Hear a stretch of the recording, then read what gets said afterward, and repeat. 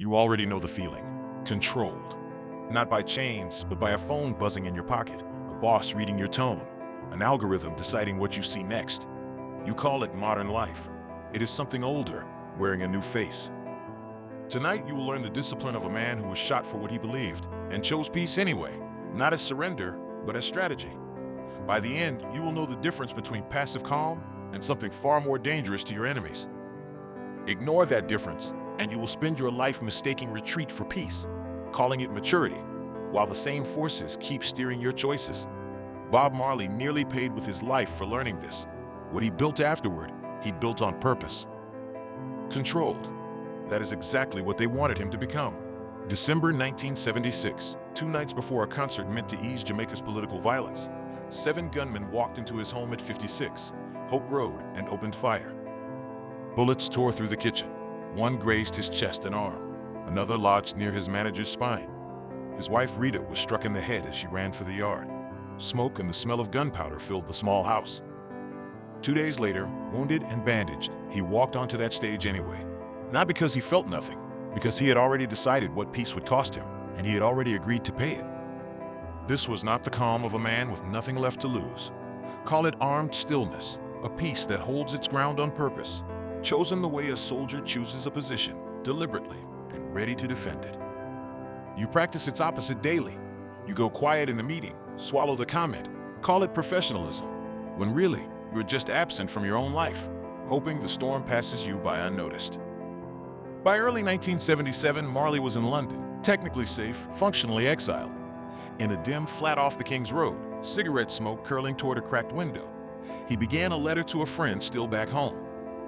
He wrote about the bullet still lodged near the surface of his arm, how it ached when the London cold set in, a small reminder that a declared peace still has a body that remembers the attack. In that letter, he named something he had never said aloud. He called it the locked room, the practice of deciding deliberately who and what gets access to your mind, no matter who is knocking. Right now, almost everyone has left that door unlocked. Every app, every headline, every offhand comment from a coworker walks straight into your thinking uninvited, because no one ever taught you it was your door to guard. Marley wrote that after the shooting, strangers approached him constantly, some with sympathy, some with agendas dressed as sympathy. He learned one quiet question before answering any of them. Does this serve my peace, or just take a piece of it? That single question became his filter. Not suspicion, discernment. The locked room was never about shutting people out completely. It was about choosing, on purpose, what was allowed to shape him. He kept the door locked even against fear itself. He wrote that fear made its case every single night in that London flat, patient, and reasonable, telling him exile was safer than conviction. He did not argue with fear. He simply did not open the door to it. He let it knock, described its voice in detail in his letter, and then returned, calmly, to his tea and his guitar. This is where most people lose the thread of Bob Marley. They remember the smile, the anthem, the easy sway of redemption song. They forget the discipline required to look that composed while carrying 2 bullet wounds and a country's unfinished war. He was not laid back. He was load-bearing. Every soft word he sang in public was reinforced by a private structure of decisions most fans never saw and most biographies skip entirely. In the letter, he described that structure plainly, almost like a builder describing a foundation. Peace, he wrote, is not the absence of a fight. It is the presence of a decision, renewed daily, sometimes hourly. Think about your own week. How many times have you called yourself calm simply because you avoided the confrontation, went silent in the group chat, agreed just to end the conversation? That is not armed stillness. That is surrender, wearing its clothes. Marley wrote something sharper still. He said, Babylon does not need your anger. Your anger is easy to manage, easy to broadcast, easy to use against you. What Babylon fears is a man who stays soft and still refuses to move. If a lesson like this is landing for you right now, this is exactly the kind of thinking this channel exists to preserve.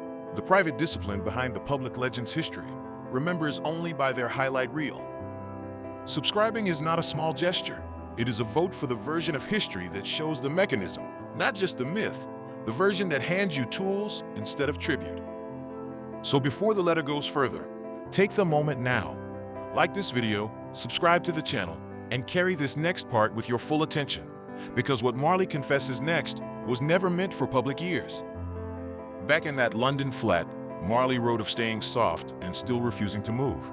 He gave that refusal a name, the wound that feeds, taking the very thing meant to break him and making it fuel instead of an excuse to retreat. He touched the scar on his arm as he wrote this, not as a trophy, as a compass. Every time it ached in the cold London air, it reminded him precisely what he had already survived and precisely what he was still choosing. Most people do the opposite with their wounds. A bad year at work, a broken relationship, a public failure, and the wound becomes an excuse to shrink, to apologize for existing, to expect less from the years ahead. Marley's letter offered a different instruction. Do not bury the wound and do not display it for sympathy either. Feed it into the work. Let it sharpen the message instead of softening the man. The letter's tone shifts here. His handwriting, by his friend's later account, grows tighter, more urgent. He is no longer explaining his philosophy. He is confessing where it almost failed him completely. He wrote about a night in that same London flat when a member of his circle, worried for his safety, offered him a handgun. "Just in case," the man said, "just to even the odds." Marley held it. He wrote that it felt lighter than he expected and heavier than anything he had held before. For 1 full minute, by his own account, he considered keeping it close. This is the part the highlight reel never shows. The spiritual rebel, tempted, alone, wounded twice over, weighing whether armed stillness was actually enough to survive what was coming for him. He wrote that the temptation was not really about the gun, it was about control. The illusion that holding a weapon would finally make him safe, finally make the fear stop knocking at the locked room's door. He handed it back, not with a speech, not with condemnation of the man who offered it. He simply said no, and then sat with the silence that followed, which he described as louder than any gunshot. That silence is where the third mechanism was born. He called it the quiet fortress, the internal space he built specifically for nights like that one. A place no visitor, no threat, no offered weapon could ever be invited into. He wrote that the quiet fortress was not a feeling, it was a built thing, assembled the same way you build a house, plank by plank, decision by decision, long before the storm actually arrives. Most people try to build their fortress during the storm itself, scrambling for calm the moment the crisis hits and wondering why it will not hold. Marley's letter makes the order explicit. The fortress comes first. The storm is simply the test of the work already done. Think of the last time chaos hit your life without warning. A diagnosis, a layoff, a betrayal. Did you have a fortress already standing, or were you laying bricks in the middle of the flood? He wrote one more line about their gun, almost as an afterthought, though it may be the most important sentence in the entire letter. He said the gun would have protected his body and killed the very thing he was fighting for. This is the war beneath the war, not Jamaica against itself, not gunmen against a singer.